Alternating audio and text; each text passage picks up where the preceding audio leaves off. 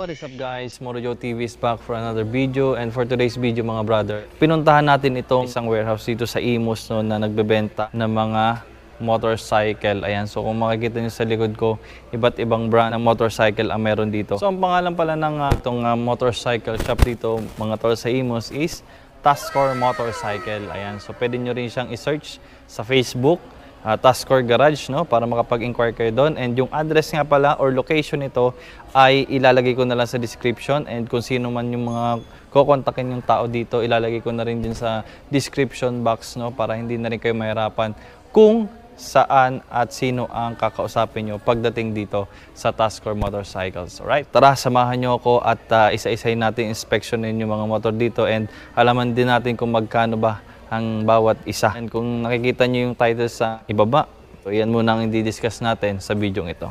Let's go!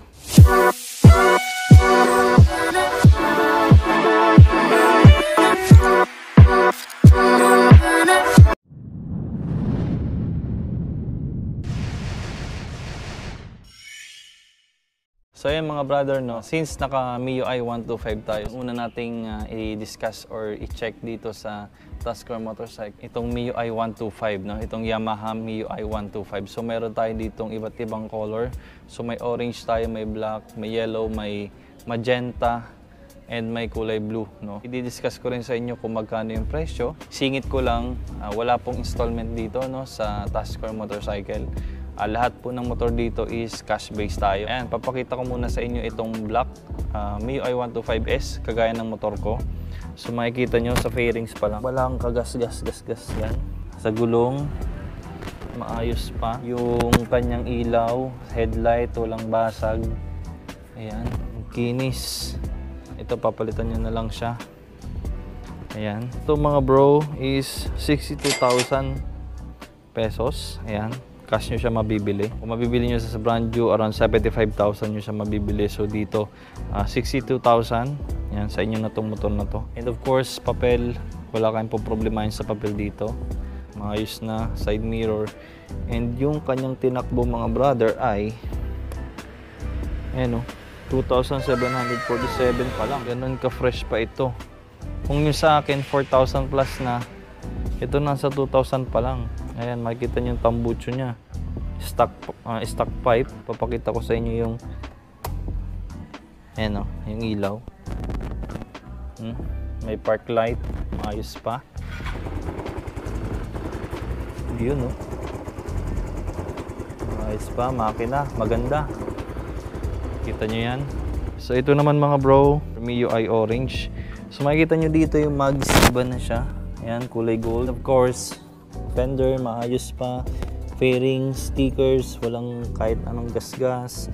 Siyempre buo pa rin itong kanyang headlight. Ayan. Ang nabago lang dito yung kanyang ito, yung sa brake lever niya. And 2,777 lang yung natatakbo pa nito. So meron na rin siyang bracket para sa mga top box nyo or kung ano mailalagay nyo sa likod. Hindi stock pipe yung nasa kanya.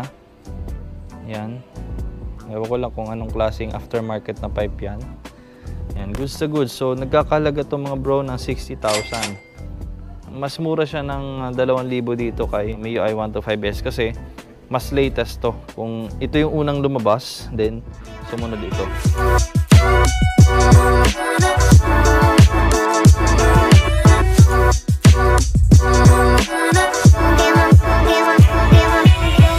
Dito naman mga brother is ito, yung magenta. Yung gulong, ayos pa. Ito may konting gas-gas lang siya. Pero all goods pa to.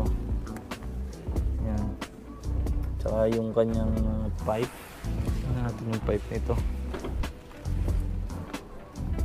May stock pipe pa. Kinis po. Wala nga lang siyang side mirror pero 60,000 din to mga brother. Itong magenta na to.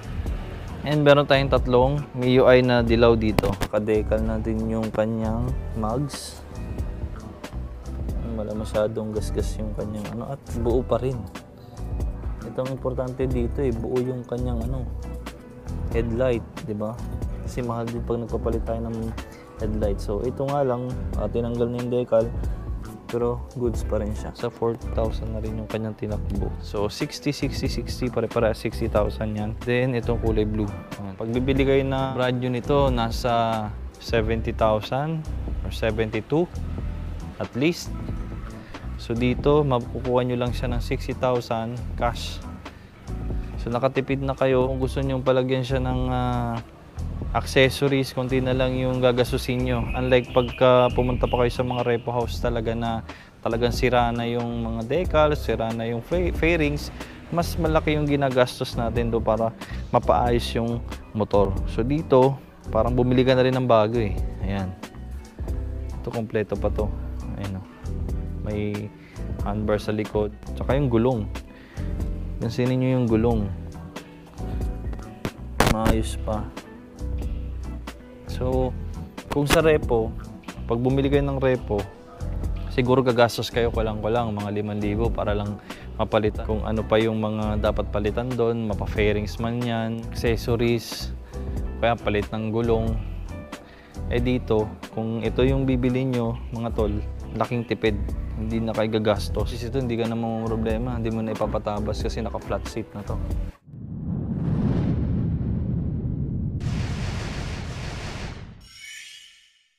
So yun mga brother, yung MIUI 125 na makikita nyo dito sa Tusker Motorcycle. And ang isa sa maganda dito mga brother, pag nakabili kayo ng unit, is automatic meron kayong 40% discount no? sa Villa Feliciana na located sa Indang, Cavite. Laking discount nun. Kung bumili lang kayo dito ng di ba, tas gusto nyo mag-relax, so pwede kayo pumunta doon sa kanilang resort, no? Na pagmamay-ari din ng Tusker Motorcycle.